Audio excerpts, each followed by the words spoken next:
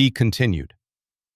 ایک رات اچانک اس کی آنکھ کھلی تو اس نے ایسا منظر دیکھا جس نے اس کی روح تک ہلا دی۔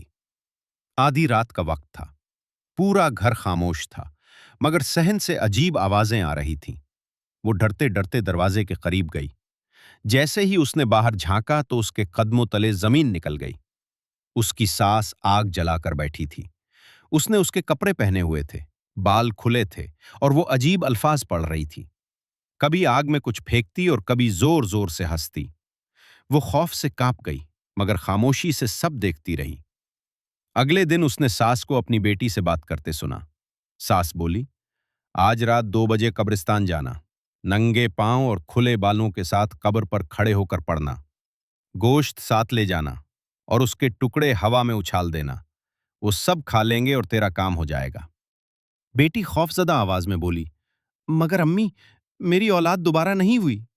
ساس غصے سے بولی، میں نے بھی اپنے شوہر کی قربانی دی تھی اور تیری بڑی بہن نے اپنے 5 بچے راستے میں دیے۔ کچھ پانے کے لیے کچھ کھونا پڑتا ہے۔ یہ سنتے ہی اس کے جسم میں سنسنی دوڑ گئی۔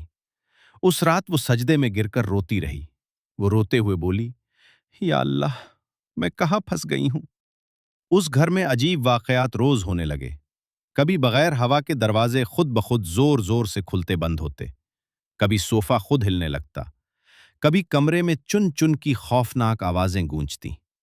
جب بھی وہ سونے لگتی تو اسے محسوس ہوتا جیسے کسی نے اسے اونچائی سے دھکا دے دیا ہو۔ کبھی خواب میں اس کا جسم جلنے لگتا اور کبھی کوئی اسے زور سے ہلا کر جگا دیتا۔ وہ صرف اس وقت سکون سے سو پاتی جب موبائل پر قرآن کی تلاوت لگاتی۔ مگر حیرت کی بات یہ تھی کہ بار بار اس کا فون خراب ہو جاتا۔ کبھی اس کے ماں باپ نیا فون لا دیتے، کبھی بھائی، مگر ہر بار کچھ نہ کچھ عجیب ہو جاتا۔ جب بھی اس کے والدین یا رشتہ دار اس گھر آتے، ساس ان کے سامنے اس کے خلاف جھوٹی باتیں کرتی۔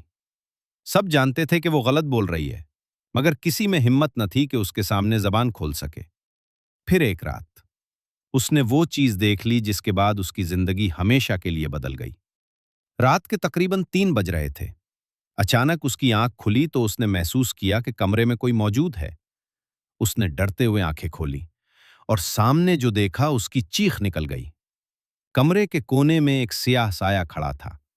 اس کی آنکھیں سرخ تھیں اور وہ آہستہ آہستہ اس کی طرف بڑھ رہا تھا۔ وہ خوف سے کانپتی ہوئی فوراً قرآن کی آیات پڑھنے لگی۔